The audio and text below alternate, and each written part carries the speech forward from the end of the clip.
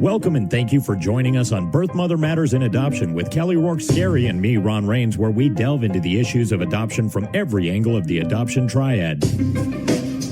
Do what's best for your kid and for yourself, because if you can't take care of yourself, you're definitely not going to be able to take care of that kid, and that's not fair. And I know that my daughter will be well taken care of with them.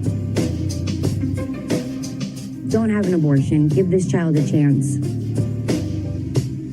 All I could think about was needing to save my son. My name is Kelly Rourke-Scary. I'm the Executive Director, President, and co-founder of Building Arizona Families Adoption Agency, the Donna K. Evans Foundation, and creator of the You Before Me campaign. I have a bachelor's degree in family studies and human development and a master's degree in education with an emphasis in school counseling. I was adopted at the age of 3 days, born to a teen birth mother, raised in a closed adoption, and reunited with my birth mother in 2007. I have worked in the adoption field for over 15 years. And I'm Ron Rains. I've worked in radio since 1999. I was the co-host of 2 successful morning shows in Prescott, Arizona. Now I work for my wife, who's an adoption attorney, and I'm able to combine these 2 great passions and share them on this podcast. Thank you for joining us on Birth Mother Matters in Adoption. Today, part 1 of our 2-part interview with the intake coordinator for Building Arizona Families. Robyn is a married and proud mother of 4 children, one of whom was recently adopted at birth. She studied business management and education at the University of Kentucky. She has experience teaching in primary and secondary schools, as well as prior office management proficiency. Robyn has been with Building Arizona Families since she came to work after completing an adoption with BAF over 5 years ago. Why don't you first talk about how you found us and came to us and how you are where you are now? Well, I actually I was living in Arizona, but had not found Building Arizona Families until a friend of mine that lives back in Kentucky said, "Hey, I found this adoption agency. You need to check them out. They have to be close to you."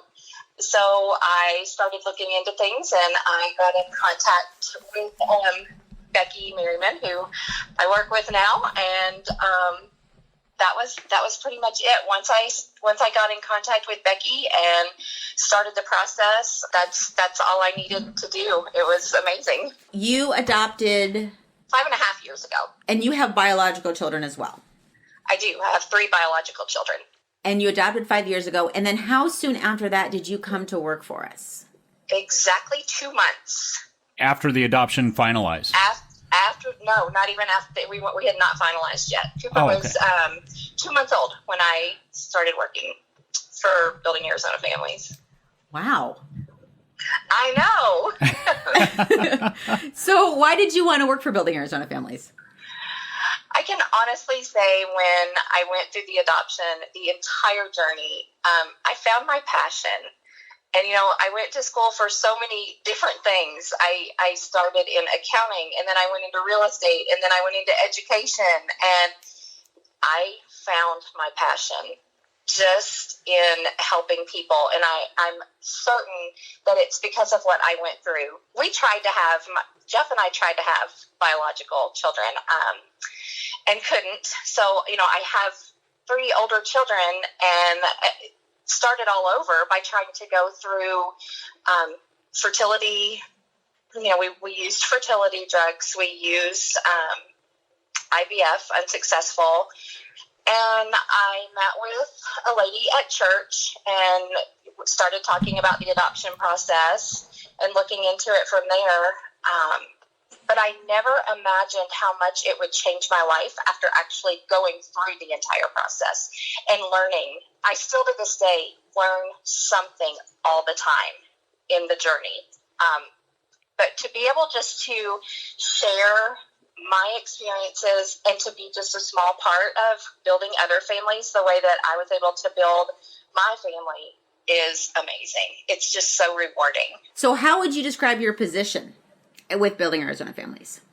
As far as the match coordinating, I honestly don't think that I would want to do anything else other than what I do. I feel like that I get to talk to adoptive parents and explain the process with them and help them through the process and let them know it's not just a smooth road. It's never just going to be a straight shot. They're going to throw you curveballs, and you're going to have to learn how to, sometimes even tiptoe through the process. So I like to be able to share my experience.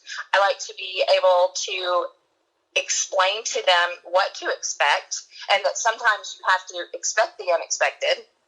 I think that being able to connect adoptive parents with birth mothers is what I was supposed to be doing. In a way, my background is in teaching, so in a way I am still teaching, but it's just a different aspect of it. I totally agree. So can you describe what a match coordinator does? So I get the preference forms from adoptive parents and I basically match up what they are looking for in a birth mom, and I take the preferences of what birth mom is looking for in an adoptive family and connect. I connect with the adoptive families, show them the birth mother intakes, and let them know, exactly what she is looking for, kind of go from there. So do you choose, for instance, the home studies that the birth mothers see when they're first given like 3 options or 5 options? Sometimes I do. Now, there are occasions where I'm not able to do that if a birth mother, depending on what her intake looks like as far as substance abuse, matching up with adoptive parents' preferences. Sometimes I'm able to do that, and sometimes I'm not. Okay. I do tell adoptive parents a lot, you're going to get intakes from me that may not exactly match your preferences, but please just keep an open mind and read over the intake. It cannot hurt for them just to read it. You never know what is going to catch your eye. And we've had so many matches on, wow, she was so right. I looked over this intake, and no, it wasn't one that we would typically look at, but they had, maybe they had something in common, whether it be a favorite sports team or a favorite, writing or reading or something in that intake just caught their eye. Do you think that your own adoption experience with your son gives you an advantage in working with these families? I do, because a lot of the families that I talk to, and I can remember being this way going through the process, they're scared.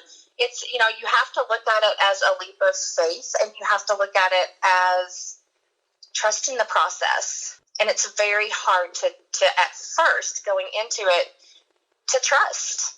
And so if if I can just even offer that little bit of advice as to, hey, wait a minute, this is what happened in our situation. So you just need to sit back and wait. And as hard as it is, sitting back and waiting, it's what you have to do, and keep your faith. What do you think the most important recommendations you have for adoptive families who want to get matched as soon as possible? Like, what would you tell them? Number one, I would tell them, do not Google anything. Go talk to a professional. I talk to pediatricians about substance abuse in birth mothers, and I also talk to my personal OB doctor. I wanted to hear firsthand, what do you see as far as the pediatricians? What do you see in these children that could be substance exposed, and what do I need to know, moving forward? So don't Google anything, because you never know who writes those articles. You need to actually sit down and talk to the professionals. And I think the best advice given to me that I pass along to people is begin the process with the end in mind, and know that it's going to be could be a bumpy ride, but you'll get there. And I'm a true believer that everything that anybody goes through adoption, when they get to the end of the journey, they're going to know, okay, this was the way that it was supposed to be. What are some of the most common misconceptions that adoptive families have when they come into the program? Okay, I think a lot of times when they come in and there's substance exposure, they're going to expect us to drug test. It's kind of a challenge to get families to understand that we're not there to drug test them. We're there to help them and help baby. So that sometimes is a challenge to get adoptive families to understand, okay, this is why we don't.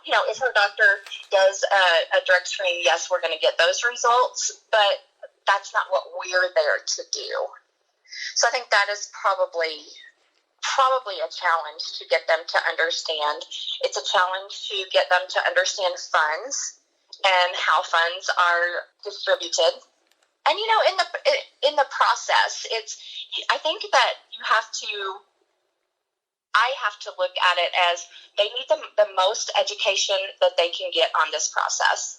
So even if it's not, all by myself or my coworkers explaining the process to them, it's, giving them articles to read or other people. I think that it's amazing when you can get other people that have gone through the same process to talk to, that helps as well. Thanks for joining us on Birth Mother Matters in Adoption. Next week, join us for part 2 of our interview with the intake coordinator for Building Arizona Families.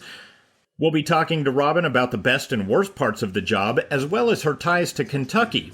That's next time on Birth Mother Matters in Adoption. We have a pregnancy crisis hotline available 24/7 by phone or text at 623-695-4112, or you can call our toll-free number 1-800-340-9665. We can make an immediate appointment with you to get you to a safe place, provide food and clothing, and started on creating an Arizona adoption plan or give you more information. You can check out our blogs on our website at azpregnancyhelp.com. Thank you for joining us on Birth Mother Matters in Adoption, written and produced by Kelly Rourke-Scary and edited by me, Ron Rains. If you enjoy this podcast, rate and review us wherever you listen to podcasts. And as always, thanks to Grapes for letting us use their song I Don't Know as our theme song. Join us next time for Birth Mother Matters in Adoption. For Kelly Rourke-Scary, I'm Ron Rains, and we'll see you then.